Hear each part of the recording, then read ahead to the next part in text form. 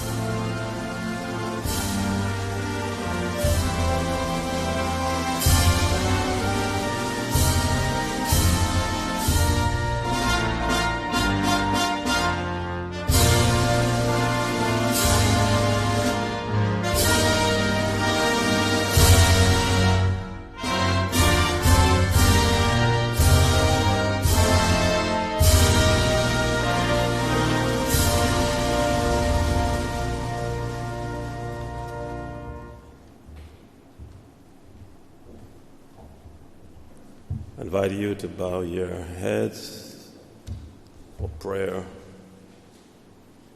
Sovereign Architect of the universe, Majesty without borders, you sit and rule in the chambers of eternity, and you sit upon the throne of infinity. You hold in your hands our destiny. We come before you, great God, with reverence, and we enter into your presence with praise. We agree with James 1 and verse 17 that in you there is no variableness or shadow of turning. O God, your judgment is constant, the same yesterday, today, and tomorrow.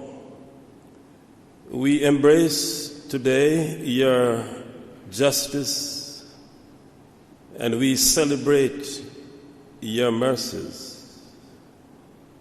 Today, Lord, we praise you for this golden milestone ceremony at which these your servants of the judiciary truly celebrate your leading, and with full submission, Lord, as they take their oath of office, they commit to the delivery of justice in Jamaica land we love. O God, be their helper, be their guide, be their strong tower, be their rock in whom they will find shelter, be their companion in their deliberation. Bless them, O God, with your grace and leading. Grant them tenacity of purpose, cognitive clarity, emotional balance, moral resilience, professional gravitas, unflinching confidence, and in adversity, grant them ingenuity.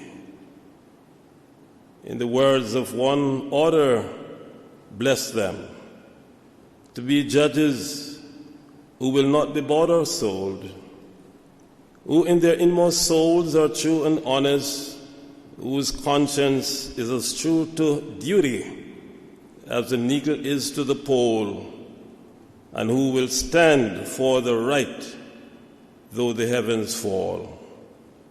Let no weapon formed against them prosper. Cover their path, retinue of angels, and guide them with divine arsenals. O God, watch over them with assurance and affirmation, and grant them the wisdom of Solomon, the humility of Moses, the determination of Paul. Today, Lord, we ask your blessings upon them. We ask your blessings upon His Excellency. We ask your blessings upon our Chief Justice and the judiciary. And today, as we witness this ceremony, abide with us, O Lord, and bless Jamaica land we love, and as consequence of our living, may Jamaica increase in beauty, fellowship, and prosperity, and better play her part in advancing the welfare of the whole human race. Thank you, Superintendent, this ceremony, and bless us, Lord, with justice. In Jesus' name, amen. Thank you very much. You may be seated. His Excellency, the Most Honourable Sir Patrick Allen, Governor-General, will now address us, after which the Governor-General's Secretary, Major Dwayne Hill, will read the instruments of appointment and invite the judges to take and subscribe the oath of allegiance and the judicial oath. Your Excellency.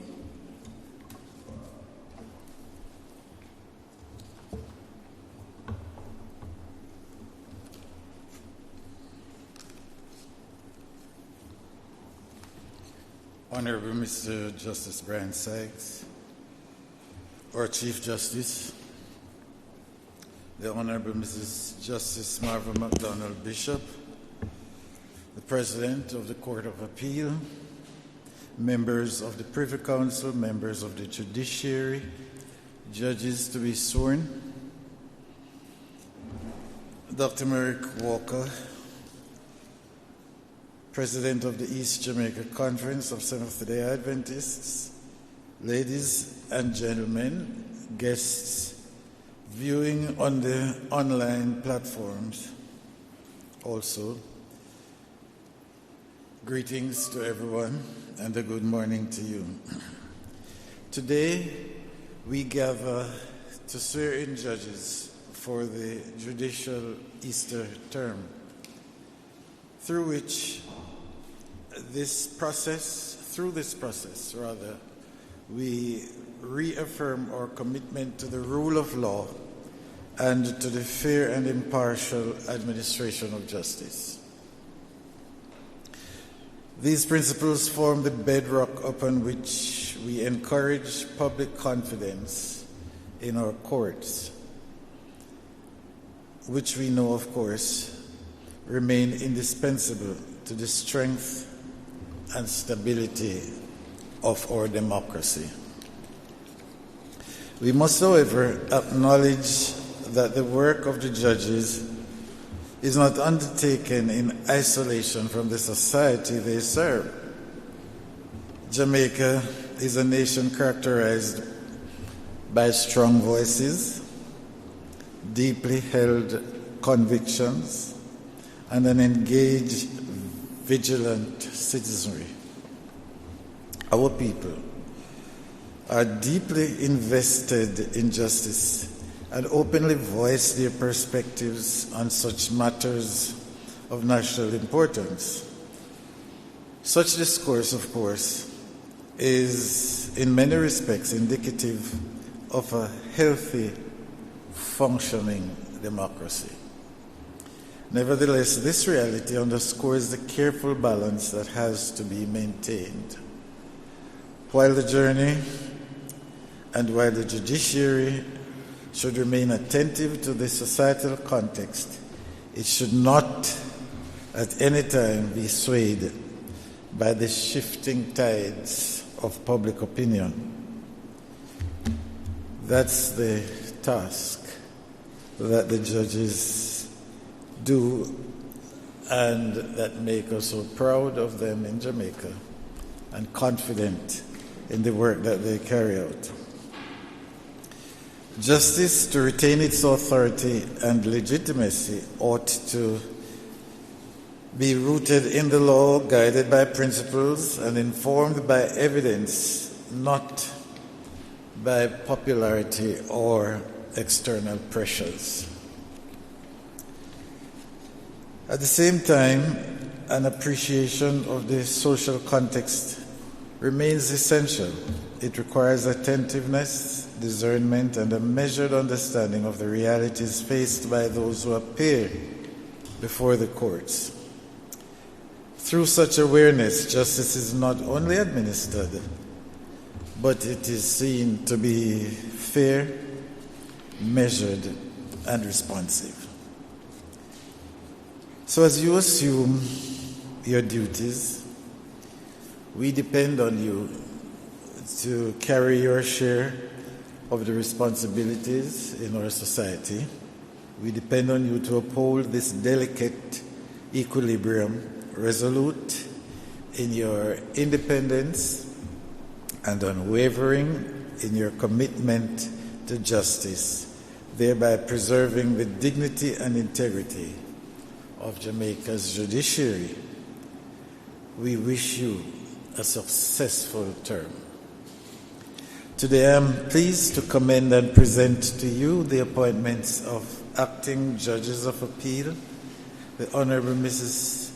Lorna Shelley Williams, CD, the Honourable Mrs. Justice Caroline Ty Powell, puisne judges, Her Honour Mrs. Tracy Ann Johnson, Mrs. Andrea Martin Swaby, acting puisne judges, Mrs. Kamar Henry Anderson, His Honour Mr. Chester Crooks, acting Master in Chambers, Her Honour Miss Christine McNeil, and Her Honour Mrs. Yvette Wentworth Miller.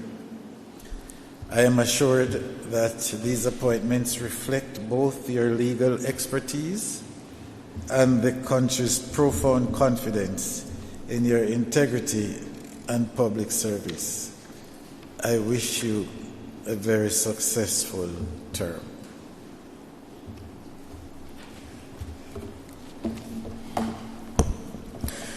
To the Honourable Mrs. Justice Lorna Elizabeth Shelley Williams, the Honourable Mrs. Justice Caroline Nicola Ty Powell, greetings.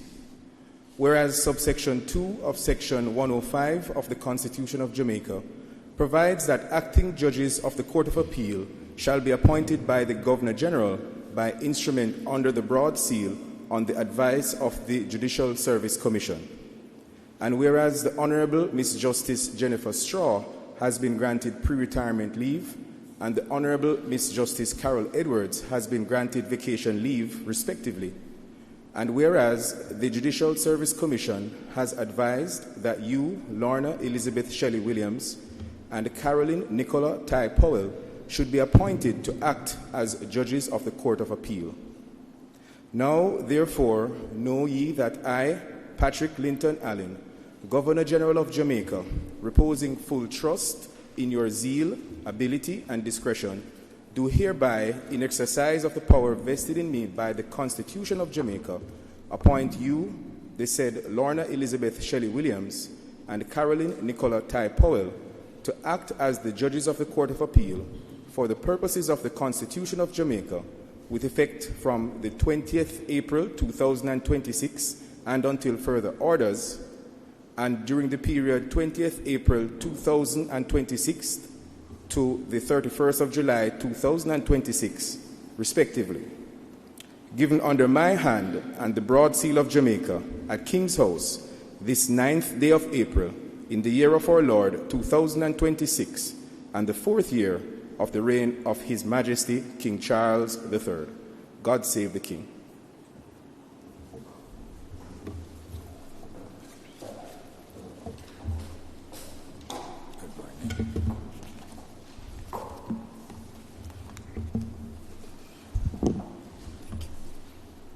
I, Lorna Elizabeth Shelley Williams, do swear that I will be faithful and bear true allegiance to Jamaica, that I will uphold and defend the Constitution and the laws of Jamaica, and that I will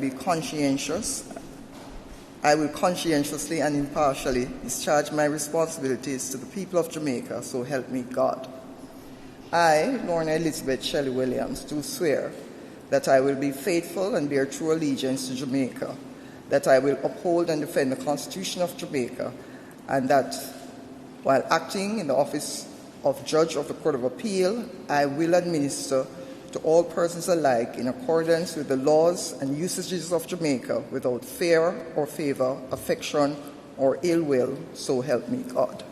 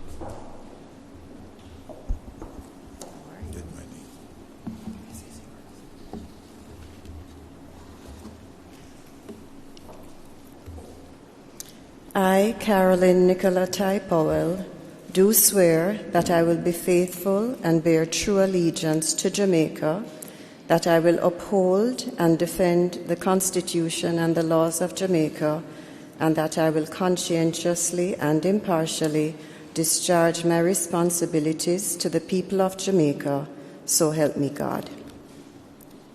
I, Carolyn Nicola Ty Powell, do swear that I will be faithful and bear true allegiance to Jamaica, that I will uphold and defend the Constitution of Jamaica, and that while acting in the office of Judge of the Court of Appeal, I will administer justice to all persons alike in accordance with the laws and usages of Jamaica, without fear or favor, affection or ill will, so help me God.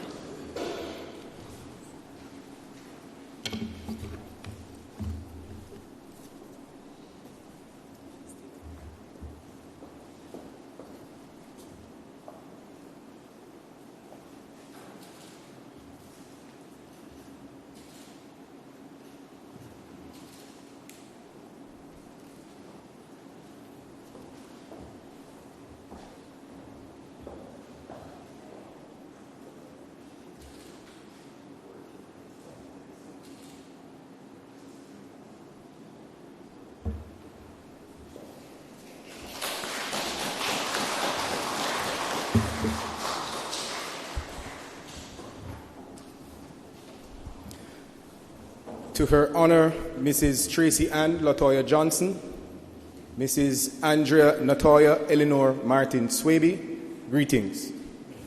Whereas subsection 2 of section 98 of the Constitution of Jamaica provides that puisne judges shall be appointed by the Governor General by instrument under the broad seal on the advice of the Judicial Service Commission. And whereas vacancies have arisen, and whereas the Judicial Service Commission has advised that you, Tracy Ann Latoya Johnson, and Andrea Natoya Eleanor Martin Swaby should be appointed as puisne judges. Now therefore, know ye that I, Patrick Linton Allen, Governor General of Jamaica, reposing full trust in your zeal, ability, and discretion, do hereby, in exercise of the power vested in me by the Constitution of Jamaica, appoint you, the said Tracy Ann Latoya Johnson, and Andrea Natoya Eleanor Martin Swaby as puisne judges for the purposes of the Constitution of Jamaica, with effect from the 13th April 2026. Given under my hand and the broad seal of Jamaica at King's House this 9th day of April in the year of our Lord 2026, and the 4th year of the reign of His Majesty King Charles III. God save the King.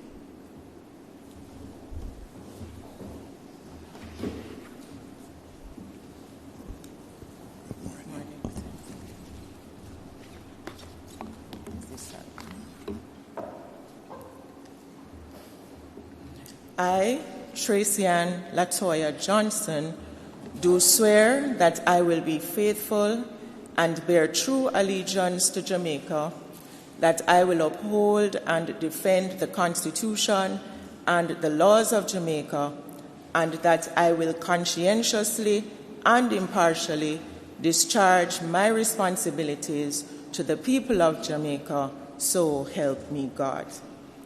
I, Tracy Ann Latoya Johnson, do swear that I will be faithful and bear true allegiance to Jamaica, that I will uphold and defend the Constitution of Jamaica, and that I will administer justice to all persons alike in accordance with the laws and usages of Jamaica without fear or favor, affection or ill will, so help me God.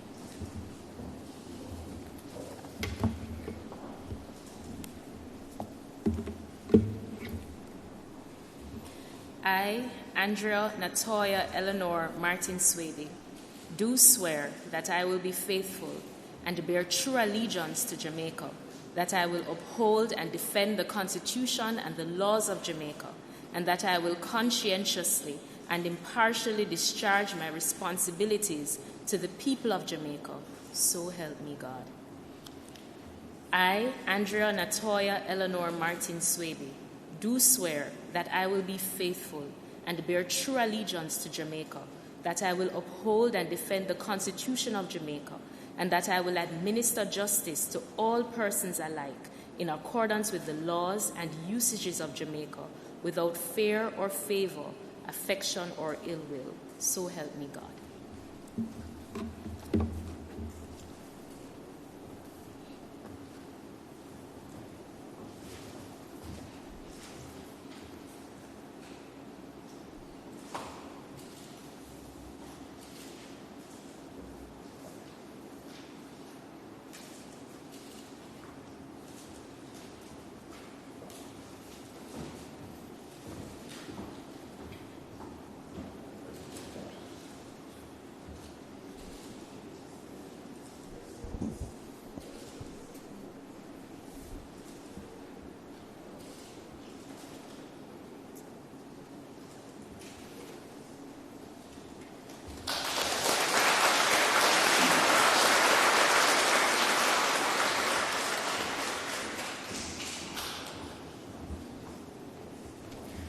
To Mrs. Kamar Ayana Henry Anderson, His Honor, Mr. Chester Alwyn Crooks, greetings. Whereas subsection 2 of section 99 of the Constitution of Jamaica provides that acting puisne judges shall be appointed by the Governor General by instrument under the broad seal on the advice of the Judicial Service Commission. And whereas the Honourable Mrs. Justice Crencecia Brown has been granted vacation leave, and the Honourable Mr. Justice Martin Gale has been granted pre-retirement leave, respectively.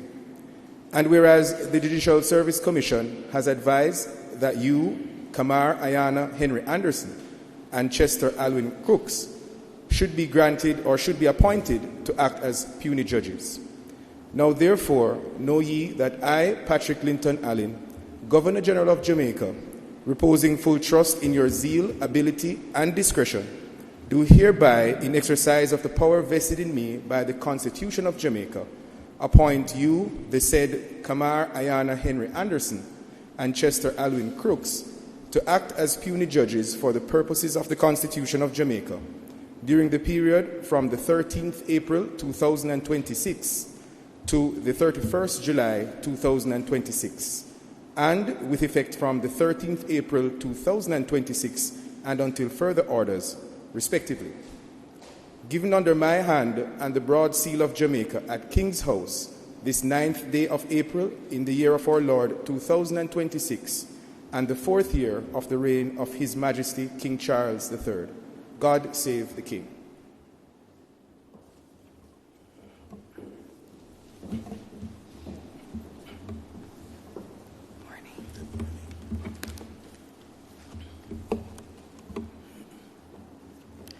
I, Kamar Ayana Henry Anderson, do swear that I will be faithful and bear true allegiance to Jamaica, that I will uphold and defend the Constitution and the laws of Jamaica, and that I will conscientiously and impartially discharge my responsibilities to the people of Jamaica. I, so help me God. I, Kamar Ayana Henry Anderson, do swear that I will be faithful and bear true allegiance to Jamaica, that I will uphold and defend the Constitution of Jamaica, and that while acting in the office of puisne judge, that I will administer justice to all persons alike in accordance with the laws and usages of Jamaica, without fear or favor, affection or ill will. So help me God.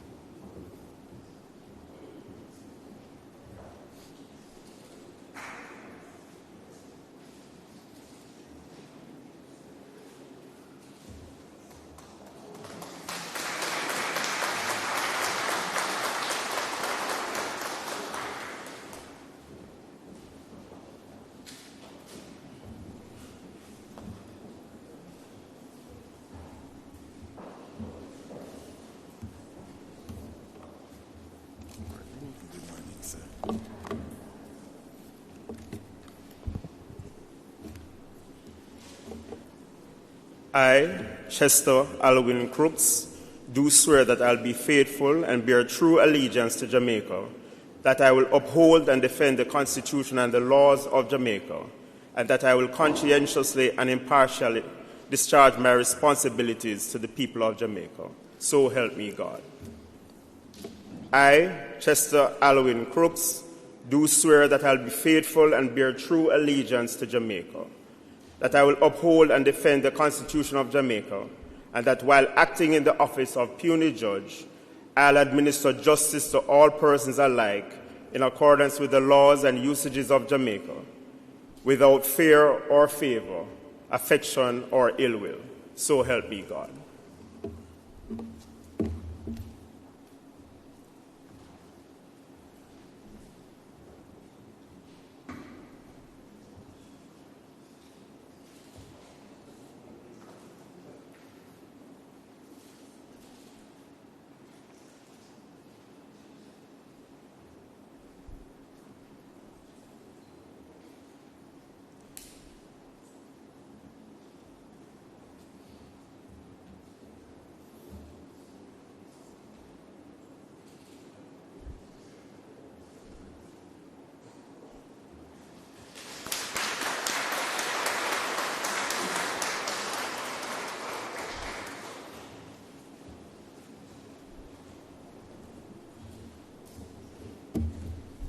To Her Honor, Miss Christine Marcal McNeil.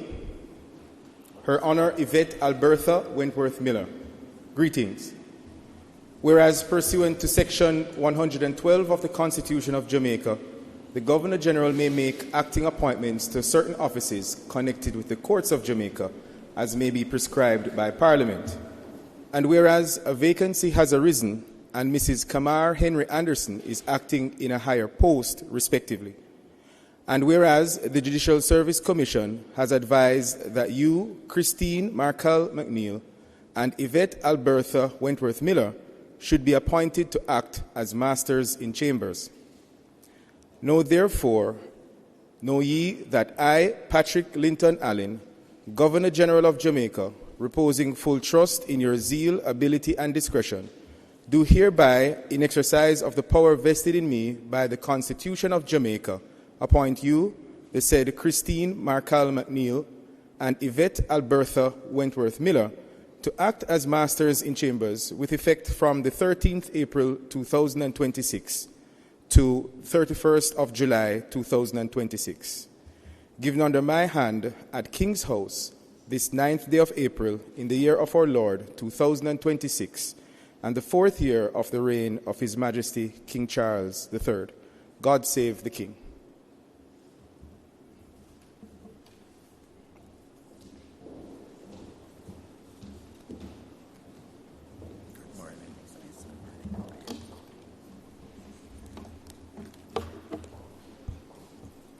I, Christine Marcal McNeil, do swear that I will be faithful and bear true allegiance to Jamaica, that I will uphold and defend the Constitution and the laws of Jamaica, and that I will conscientiously and impartially discharge my responsibilities to the people of Jamaica, so help me God. I, Christine Marcal McNeil, do swear that I will be faithful and bear true allegiance to Jamaica, that I will uphold and defend the Constitution of Jamaica, and that while acting in the office of Master in Chambers, I will administer justice to all persons alike in accordance with the laws and usages of Jamaica without fear or favor, affection or ill will. So help me God.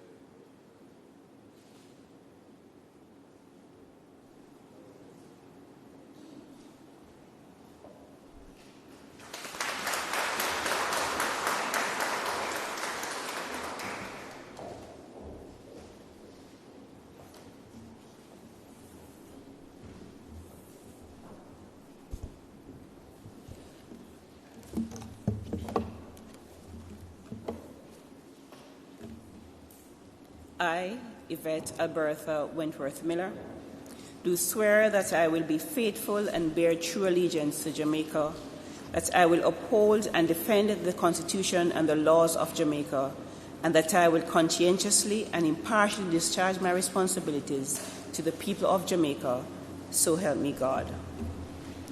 I, Yvette Albertha Wentworth Miller, do swear that I will be faithful and bear true allegiance to Jamaica, that I will uphold and defend the Constitution of Jamaica, and that while acting in the office of Master in Chambers, I will administer justice to all persons alike in accordance with the laws and usages of Jamaica, without fear or favor, affection or ill will.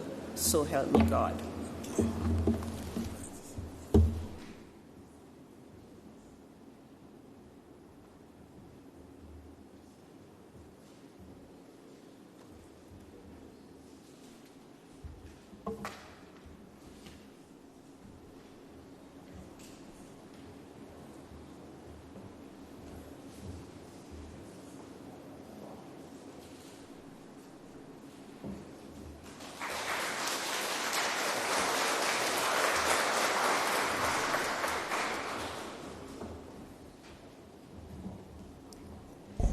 Thank you, Your Excellency.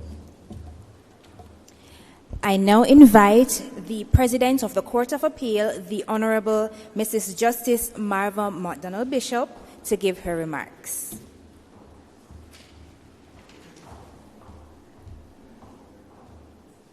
Thank you.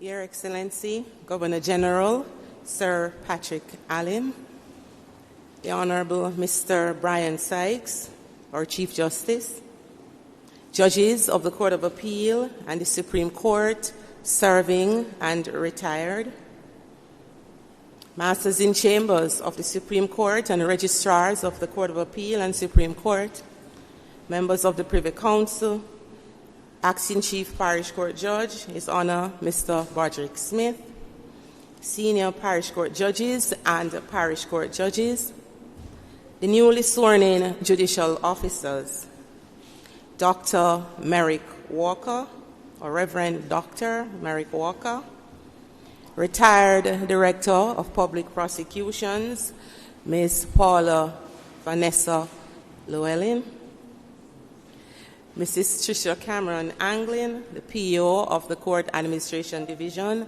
and her team, family and friends of the newly sworn-in judicial officers, members of the media, distinguished ladies and gentlemen here and online, good morning. I feel deeply honored and privileged to stand alongside His Excellency and the Chief Justice as I share remarks on this momentous occasion, marking the elevation of judicial officers to higher positions within the judiciary. I trust that everyone present this morning and those online was able to observe a peaceful, restful, and holy Easter and recognize the reason for that season, which is one of renewal and hope. As we gather for this ceremony, it is fitting that we express our gratitude to Your Excellencies, together with the staff of King's House, for their customary gracious hospitality in hosting us once again. Their warm welcome and thoughtful arrangements have once again contributed greatly to the dignity of this occasion. I also wish to join in expressing deepest appreciation to Reverend Dr. Walker for his blessing on us this morning. I heard the Chief Justice commented that this is one of the best prayers we have heard. And once a prayer says for judges, no weapon formed against them shall prosper, that prayer deserves the Academy Award. Or the Oscar. But you weren't acting, were you? Well, we desperately need that at this time, Reverend. And may God continue to bless you and use you intentionally and purposefully. On behalf of myself and the entire Court of Appeal family, I extend warmest congratulations to the recently appointed judicial officers. We at the Court of Appeal take great pride in recognizing your achievements and the progress that you are making in serving Jamaica's justice system. It is also my distinct pleasure and honor to extend a warm welcome back to the Court of Appeal to our esteemed colleagues, Justices Shelley Williams and Ty Powell, both sworn in once again to act. Their continued service at the appellate level exemplifies creditable execution of their judicial role at that level. As Justice Shelley Williams continues to serve in her acting capacity, it is fitting to publicly acknowledge her contributions at this time, especially as she fills the role previously held, or that is held by our revered colleague, Justice Jennifer Straw, who is preparing for her permanent departure from the judiciary of Jamaica after nearly half a decade of distinguished service. Justice Straw has embarked upon her pre-retirement leave, and I can't tell you how much I envy her for that. But to simply say she will be missed would not do justice to her legacy. And I personally thank her because she wanted to go much earlier, but she stayed on to assist me with my transition in the post of president. And she was a stabilizing force and a great support for me, and I will certainly miss her. The judiciary, and indeed the entire justice system, is deeply grateful for her years of exceptional service, the quiet storm we call her, and her accomplishments will be duly celebrated at a more appropriate time. But on behalf of the Court of Appeal, I extend best wishes to Justice Straw for a fulfilling and joyful pre-retirement leave. And I also extend the same warm wishes to Justices Carol Edwards and Kisak Leng, who will be embarking on their well-deserved vacation leave. Justices Shelley Williams and Ty Powell, meanwhile, are consolidating their expertise and refining their skills as appellate jurists, consistently demonstrating sound judgment, adaptability, admirable collegiality, and the willingness to learn. I look forward to further accomplishments from them both as they continue to expand their knowledge and refine their skills as appellate jurists in training. I would further like to extend a welcome to Justice Crooks, Justice Henry Anderson. I know the justice will come later on, but I'm giving it to you today. And Masters Christine McNeil and Wentworth Miller. They have been working creditably well, also honing their judicial skills, and I'm confident that if they maintain this trajectory, that they will be considered for substantive appointments in due course. Congratulations. The special commendation of the day, however, is reserved for our two permanent appointees, Justices Johnson and Martin Swaby, and I can't contain the joy of Miss Llewellyn. Every one of them sworn in. You hear, oh, she was on a man. I got that one to drive. She didn't know I was listening. But she's very proud this morning, like I am, as proud mothers and grandmothers. I don't know who's a grandmother. I've had the pleasure of working with both of them at different levels of the justice system. Justice Johnson worked with me when I was a trial judge, and she was in the Office of the Director of Public Prosecutions, and also with me as I sit in the Court of Appeal. In particular, she served as a valuable member of the Judicial Accountability Committee that I chaired somewhere in 2018.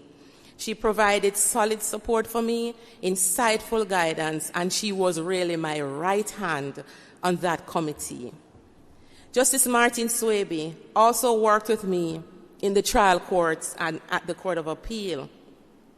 She notably prosecuted in one of the most challenging cases I had to preside over as a trial judge, a 9 accused matter in St. Anne's Bay in 2012 that was lingering in the system for almost 8 years.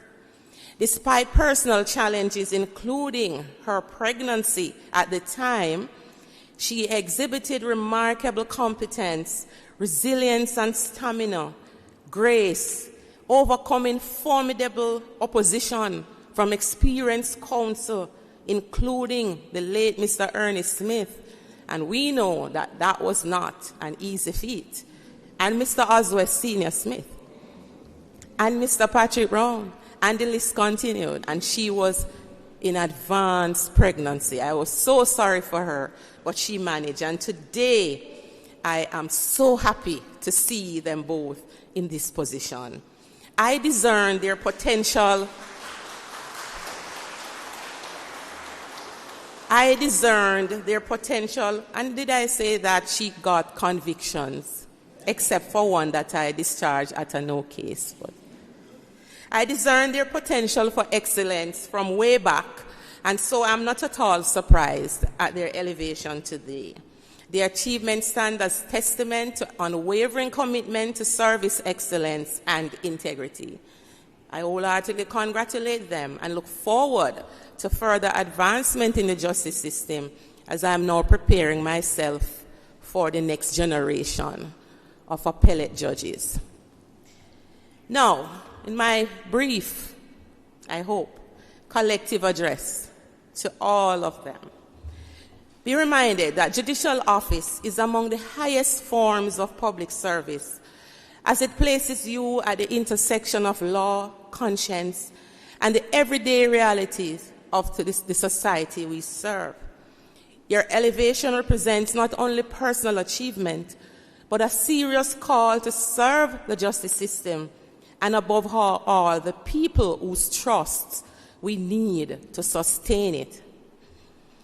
On Tuesday, I attended the service marking the commencement of the 155th Annual Synod of the Church in Jamaica and the Cayman Islands, which I know as Anglican Church when I was growing up, at the St. Catherine de la Vega Cathedral. And the sermon was delivered by the Right Reverend Bishop Leon Golding, who sat beside me here on the last occasion. And I don't know if it was providence, because I've never been to that service, but something inspired me to attend. And he chose his sermon from Matthew 9, verse 17, which states, "Neither do people pour new wine into old wineskins. If they do, the skins will burst, the wine will spill, and the wineskins will be ruined. No, they pour new wine into new wineskins, and both are preserved." As I listened to the sermon and the contents of the message, I visualized the justice system. And I visualized the judicial officers to be sworn in here today. And I visualized the public we serve. I didn't know what I was going to do with the message, but on leaving the church, I thanked Bishop Golding for his timely and eye-opening sermon, and I said to him, I'm going to steal that message. Don't know if it was to be preached at my church, but the message came to me for today. The metaphor of the new wine and old wineskins has implications for the justice system. His Excellency, the image of the new wine being poured into old wineskins offers a useful reflection for the administration of justice in our time. The metaphor indicates that new realities or transformative ideas cannot be maintained within rigid or outdated structures without those structures being renewed. As I consider the metaphor, I thought of my newly appointed judges. In every respect, they carry the image and the features of that new wine. Either they are the new wines themselves, or they are the conveyors of the new wine. But are they being poured into new wineskin or old wineskin? My speech identifies many features of our system that depicts the old wineskin. I don't have the time to go through them all. I will reserve until my next address, if I'm obliged so to do. But the part that bothers me most is the physical court infrastructure and the physical space within which the judiciary is called upon to perform its role. 1986, I arrived at the Halfway Tree Court as an assistant clerk of court in that building. 2026, the building is still there with more judges, more litigants, more lawyers, only to see on the news that lawyers are not turning up for court because they have no parking. And while we think of new wineskins, we think about hearing date certainty, backlog clearance, and the likes. But we are pressing these new this new wine or features of the new wine into an old structure that cannot facilitate the modern realities. Our court houses reflect older architectural and operational designs that really are not suitable for dispensing justice.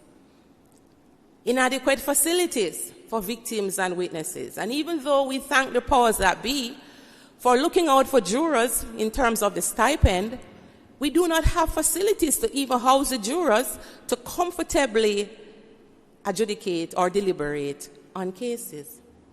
Limited technological infrastructure, although we talk about virtual hearings and meeting the people where they are.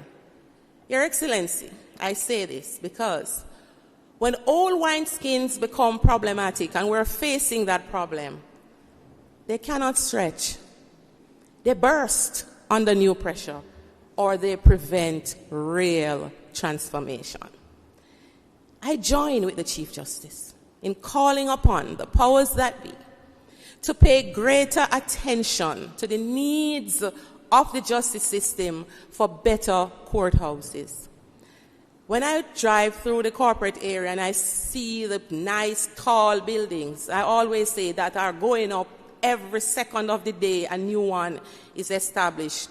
I'm like, why we cannot have courts like those that remind us of Singapore? We need attention. And I say this from a personal and selfish perspective. The last occasion the Chief Justice spoke, and he spoke about the conditions after Hurricane Melissa. And he landed on the Court of Appeal that we, apart from us, everybody else seemed to be suffering. But I have news for the Chief Justice.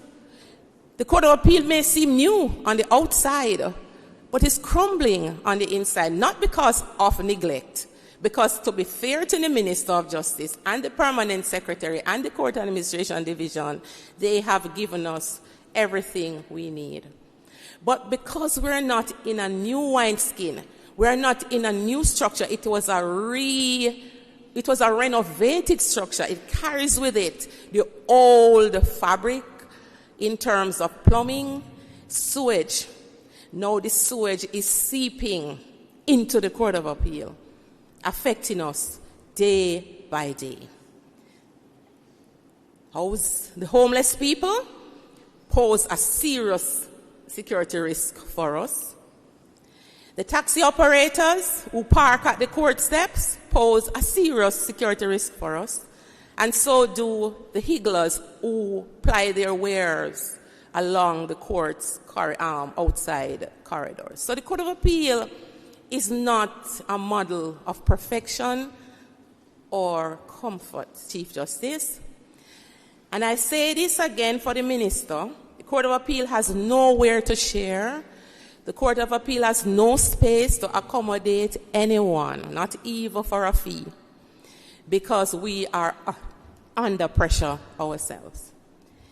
And in the context of the New World Order, where people strive for territorial sovereignty and integrity, and people strive for self-determination, I say this, that the Court of Appeal will strive for self-determination and territorial sovereignty, because we will not welcome any intrusion on our space.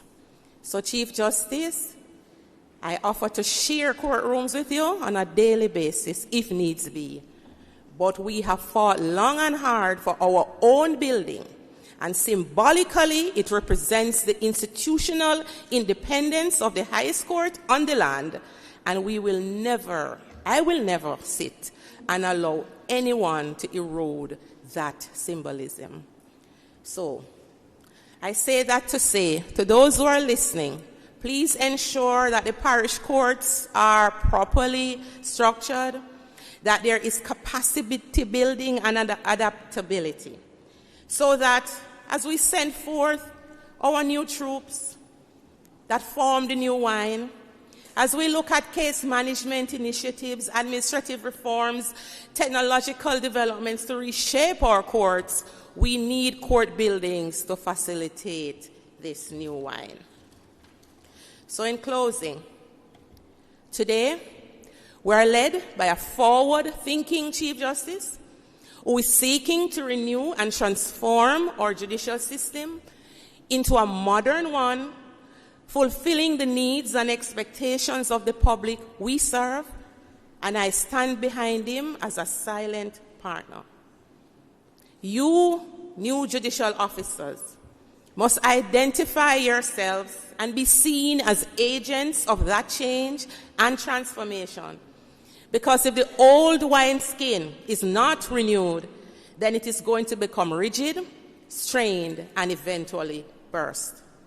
The implication is not a warning of despair, but a simple alert that if increased public expectations are not met with judicial energy and renewed supporting structures, the strain can lead to unnecessary delays, inconsistent quality in the delivery of justice, and a denial of justice for all. Consequently, public confidence will be undermined, and we will have failed in our duty to provide the justice that our society clamors for.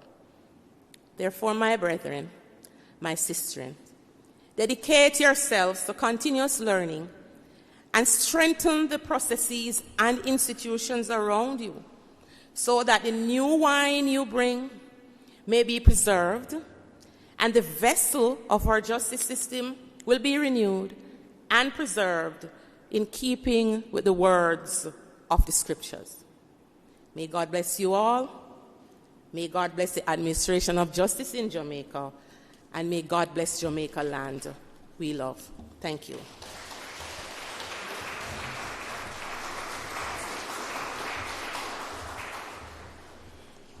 Thank you very much, Mrs. Justice McDonald Bishop. I now invite the Chief Justice, the Honourable Justice Brian Sykes, to give his remarks.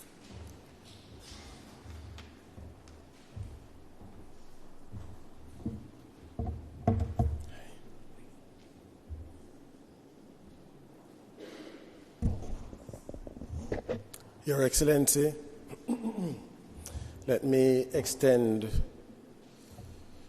the gratitude of the judiciary for accommodating us this morning, and let me adopt the order of precedence established by the President of the Court of Appeal. And as far as the newly appointed judges are concerned, whether temporary or permanent, let me add my congratulations to you, and rest assured that you are here in your present capacity based on merit, not longevity, long service, or because I have been around for a long time. The Judicial Services Commission really doesn't take those things into account. The history and record of the judge, because one of the things about the requirement that you have to be 10 years at the bar is that it creates the opportunity to have a track record. And if you do not have a track record of diligence, hard work, commitment to public service, commitment to serving others, it will be known. And so, when you are here today, despite your obvious youth, it is because of your hard work, your long track record of commitment to service, collegiality, and willingness to take on the responsibilities that are involved in the running of a modern judiciary. As you have found out over time, as important as trying the cases is, there are other aspects to the proper functioning of a judiciary that only judges can do and should do. So in addition to being competent judges, we need persons who add value to the institution, separate and apart from the skill of adjudication. And so those are the things that we look for. Capacity for growth, having the growth mindset, which is what I'll speak about in a short while, to complement what the President said, both at the commencement of the Hillary term, when she spoke about the learning judge, and also what she said this morning. So let me congratulate all of you, and to the family members, friends, and well-wishers, let me thank you very much for the love, care, attention, nurture that you displayed over the many years to cause them to be here this morning. I know that there are many days when they cannot attend family functions, they cannot attend to other important family events because the work calls. They're either preparing for a case to be heard or reading evidence to prepare a judgment, and that may perhaps explain why there are not many children of judges who go on to become lawyers. I don't know, having observed all of that, they decided that that is not for them. But this ceremony marks not only the assumption of office, but the acceptance of a profound responsibility to administer justice when justice systems across the world are being asked to do more with greater speed, greater sensitivity, and greater impact. And today, I speak not just only about the honor of judicial office, but about its evolution that has brought about the need for courts to shift from being purely adjudicative bodies to becoming multi-door courthouses where dispute resolution, emphasis on dispute resolution, is strategic, efficient, and enhancing justice. For generations, courts have been defined by their power to try cases, to hear, to determine, and to pronounce judgment, and that remains an important function, but it is no longer sufficient. Litigation is expensive, and those with the means may try to abuse their power and financial strength to make unnecessary and expensive applications in order to squeeze the economic life out of their opponents so that they will bend to the will of the powerful. The reality we confront is stark. We cannot try our way out of the volume of cases before us. No legal system can. So while we are improving in clearance rates, it is clear that there needs to be much more settlements on the civil side and plea bargaining on the criminal side. If we are to deliver timely justice, we must embrace a broader judicial mandate, one that includes not only adjudication, but resolution. And so here I refer to the work of Professor Nadia Alexander, one of the leading experts globally on what she calls appropriate dispute resolution. And she has written extensively on mediation and other forms of dispute resolution, and in particular on the Singapore Convention. And that convention, I know, will soon become part of our domestic law. But it's a recognition, global recognition, that mediation is no longer a peripheral process, and it is central to modern justice systems. It affirms that mediated settlements, when conducted properly, deserve recognition, enforcement, and legitimacy across borders. But beyond its framework, the Convention advances something even more important, a philosophy of dispute resolution. And that philosophy rests on several key principles which I commend to you as you assume office. The first is the principle of party autonomy.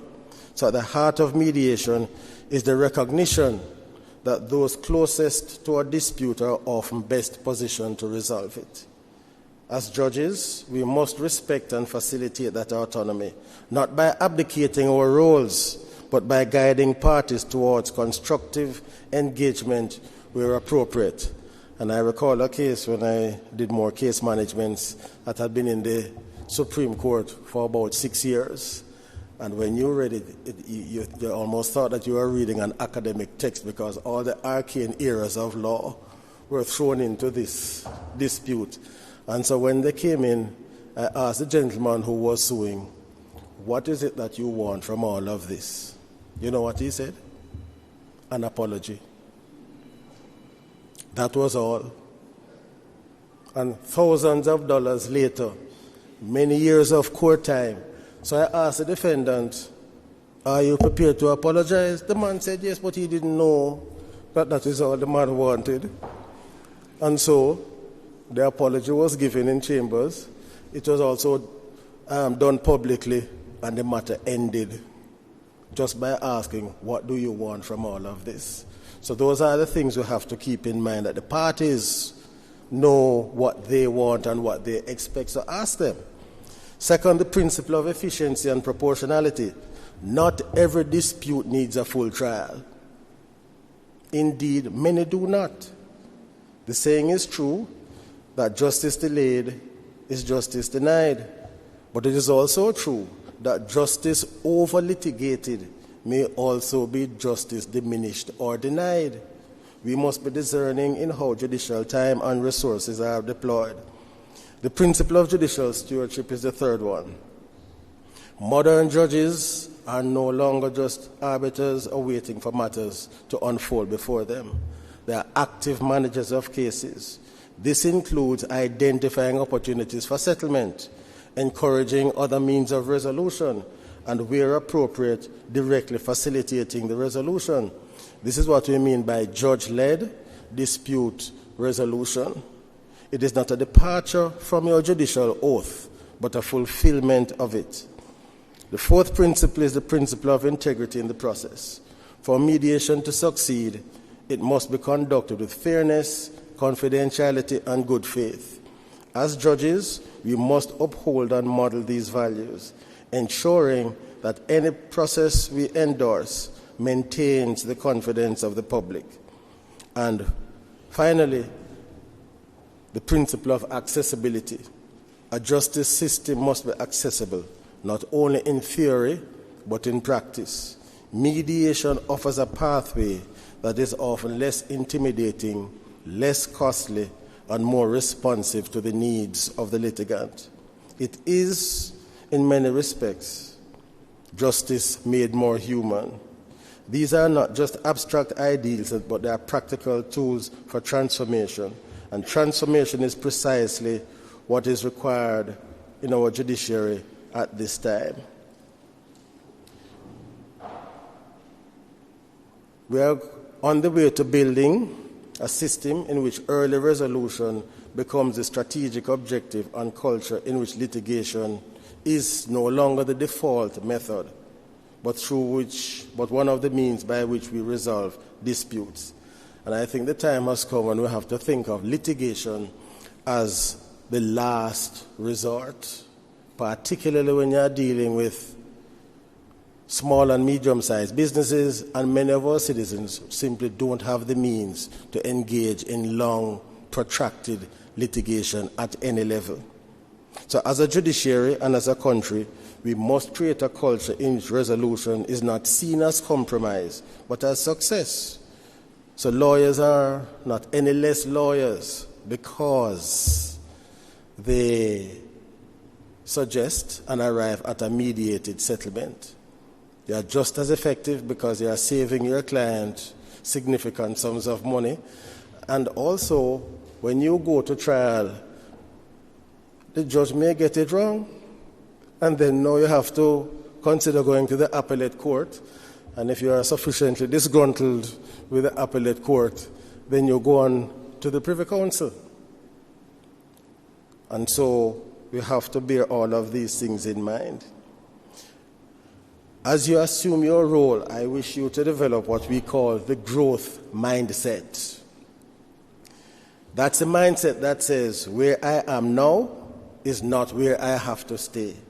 I can improve, I can learn, I can grow, I can become better, not because of special genius, but by willingness to listen, to learn, grow, and improve.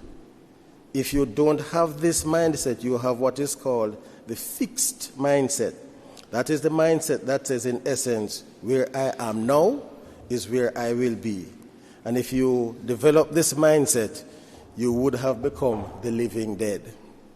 You are dead intellectually, dead spiritually, and you have ceased to be an effective contributor, and you are simply marking time until retirement or death, whichever comes first.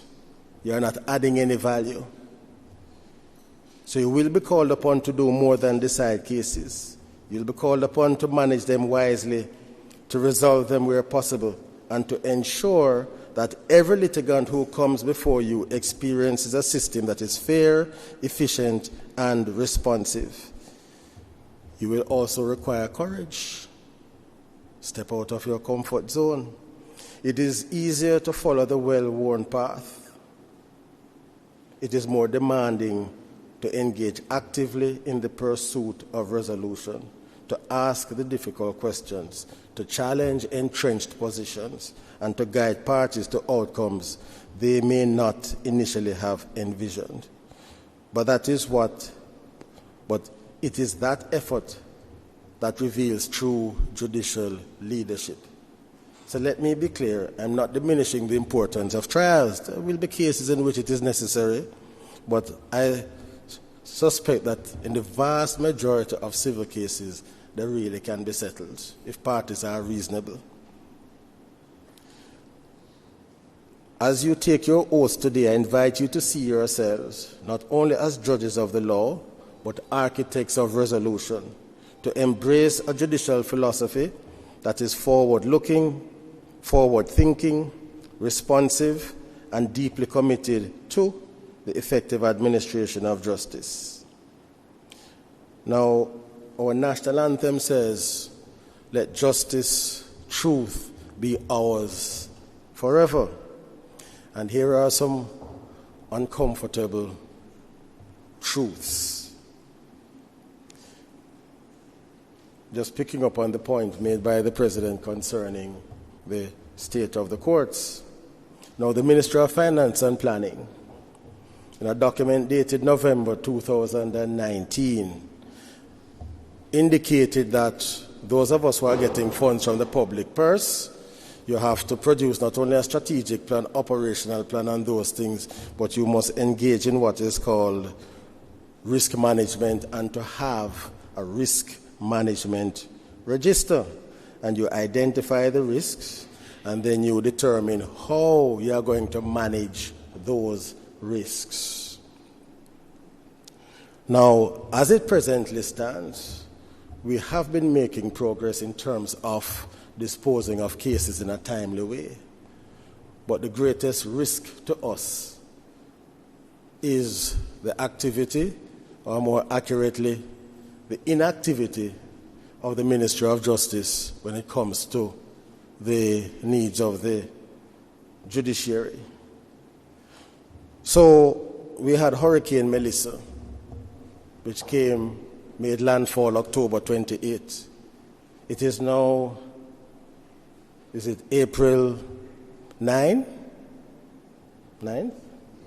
April 9. And you have seen the pictures of the courthouses in Western Jamaica.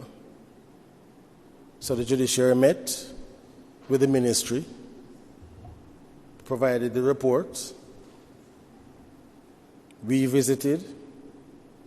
President and I went down to Westmoreland.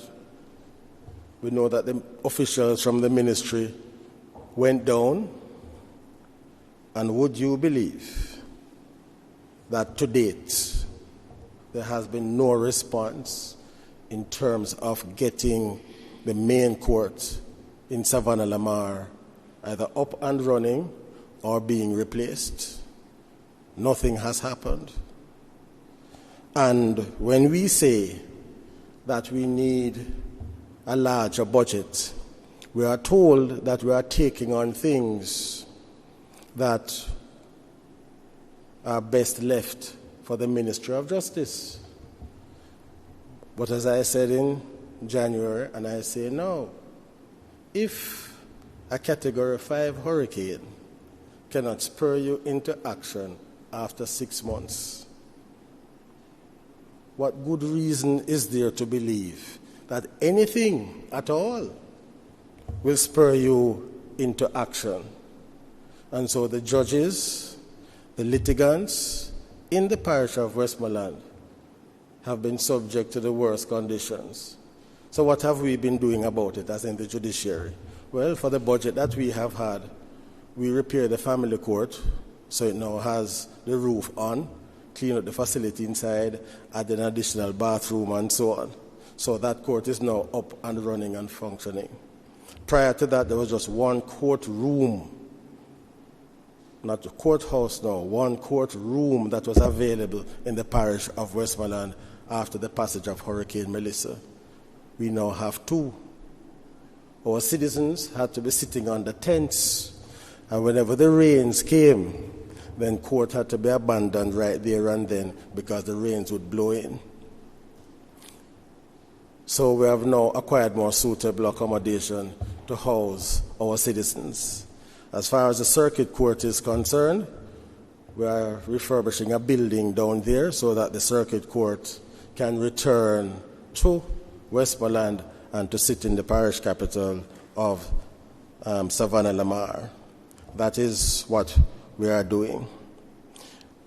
In terms of the family court in Trelawney, nothing happened there. We did the work, some of the work. So too at Duncan's. So we have repaired the roof, but the roof still needs more work to be done to make it completely safe and sound. And so we repeat again that the judiciary needs to have greater control over the resources. And it's a simple division of labor. Make the buildings, hand them over, and we'll maintain them. Because as the experience of Hurricane Melissa has shown, the ministry is an unreliable partner in this endeavor. When you go to Santa Cruz, 2 containers were placed there by the ministry. They weren't retrofitted, so they are not fit for purpose. So that is the state of play. On the technological side, we have been talking about an integrated electronic case management system for many years now. It finally made it to the throne speech. I think it was last year it made it to the throne speech. What happened? We had a contract signing in September of 2025, and nothing since. This is a system that, according to the Rwandans with whom we are partnering, it can take 3 years from development to deployment with proper diligence and commitment, and we are now 6 months post-contract. So that is where we are. So the things that we have control over, namely the management of the cases, we are doing the best that we can. Not that let me not say the best that we can. There's always room for improvement, but we need the infrastructure and technological support. So the Court of Appeal, their data tells us that they are over 100% in the clearance rate. So dealing with a backlog of cases. So too in the parish courts on the criminal side. The Supreme Court has improved for the first time. It has gotten up to 85% overall, the clearance rate. Still need to get up to 100%, but bearing in mind that we're coming from somewhere around 50% from several years ago, an improvement that must be celebrated. And the judges here who have been sworn in have been an integral part of that process. They have added real and significant value to the Court of Appeal and to the Supreme Court, and that in part has contributed to the improvements that we have been experiencing. And so this is when we say now that it's not just about longevity, but adding value, productivity, commitment to service, and excellence all round. And so that is what they have demonstrated, and we know that they will continue along the path that they have embarked upon. And again, just to make the final point about the reference to the track record. You have some persons, who they're like actors and actresses. They play the part well to secure an appointment. And then when the appointment comes, the real them comes out. But what we are ensuring in the Judicial Services Commission is, and we have succeeded, we believe, that these persons who are here are not the result of skillful acting, but as a result of who they really are. And it has been demonstrated time and time again at the commencement of their career right up to this point. So I offer them my heartiest congratulations, and I look forward to their continued contribution to the judiciary and to Jamaica. Thank you very much.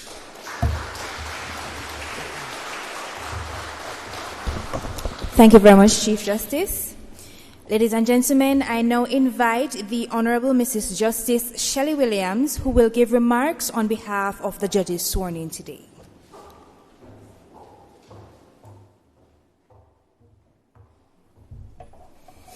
Good morning. The President of the Court of Appeal has done just a great job in setting the protocol, so I will not go through all of it. I'll say, Your Excellency, the Honourable Chief Justice, Honourable President of the Court of Appeal, esteemed members of the judiciary, both active and retired, ladies and gentlemen. On behalf of today's newly sworn-in judges, I wish to affirm our dedication to earning trust and respect in our new positions. We recognize that serving as a judge is highly demanding, but we embrace this responsibility with the diligence and resilience it requires. We are gathered here today, promoted as appointees, and we want to thank our families, teachers, friends, and well-wishers. Today, I especially want to recognize the judges who came before us, on whose shoulders we now stand. While I speak of my own personal experiences, I do so to honor all the former judges who encouraged, taught, guided, and paved the way for all current judges, including those sitting here today and those working diligently in their chambers preparing for cases or writing judgments. Each of us have been inspired by former judges whom we now try to emulate. I also want to take a moment to thank some outstanding retired judges who have guided me on my journey so far. I wish to say thank you to the Honourable Justice Mr. Neville Clark of blessed memory, who was the resident magistrate when I was appointed as an assistant clerk of court. A few months after my appointment, the clerk of court and the deputy clerk of court failed to come to court because they were ill.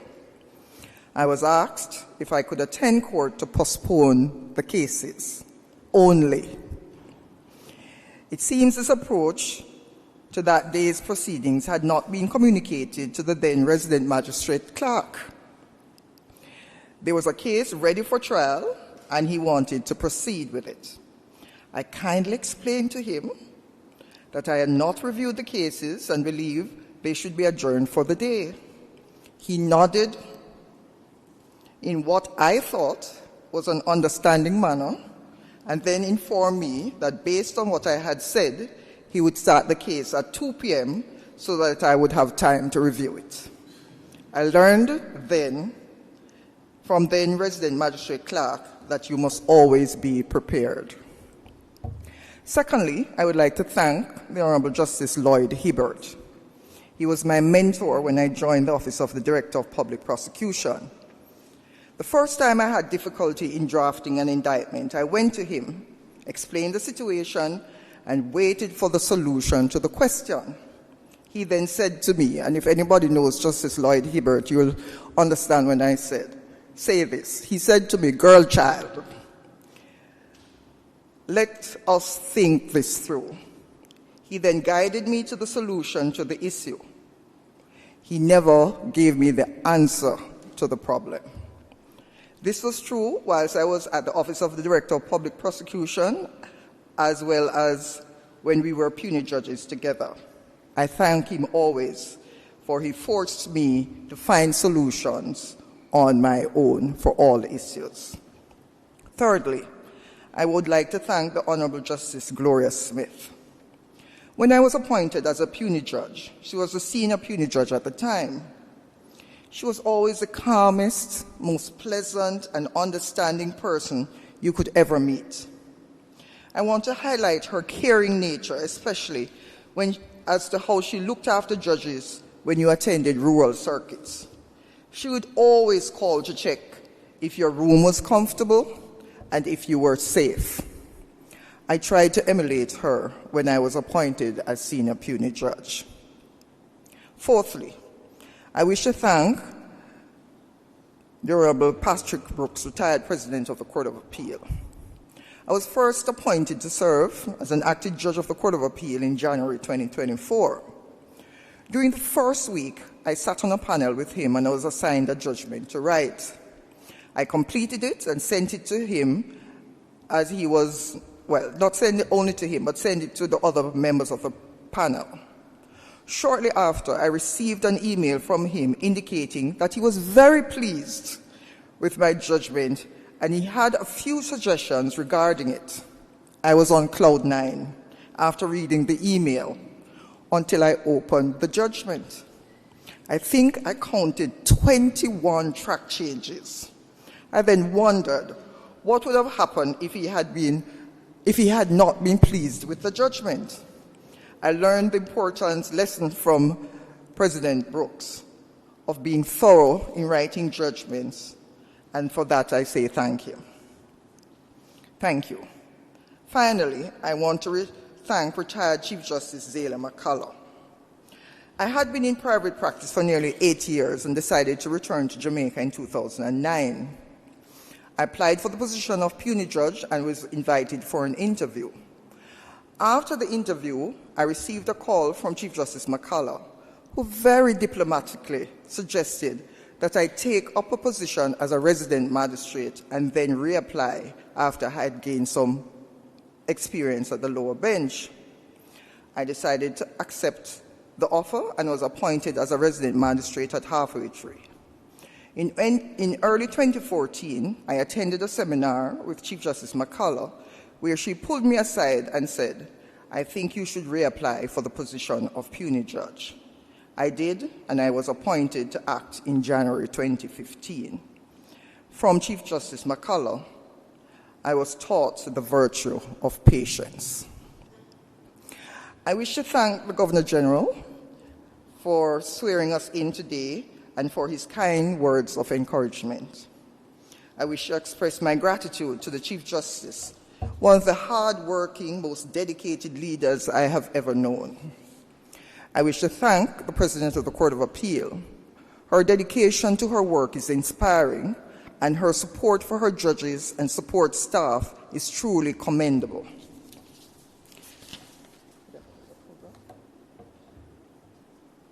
I wish to thank the Judicial Service Commission for their confidence in us that enabled us to be appointed as judges today. I wish to thank Pastor Dr. Merrick Walker for his sincere prayers for us today, and I should say to you, we feel empowered based on your prayers. Thank you very much. Finally, I want to thank our family and friends for their ongoing support during our journey. Your sacrifice, dedication, and love has been vital to our success, and we sincerely thank you. Special thanks to my family, my husband Terence, my son Tariq, my sisters, brother, nieces, nephews, and of course, you know I can never forget to thank my mother, my 96-year-old mother. Without you, this would not have been possible. Thank you very much.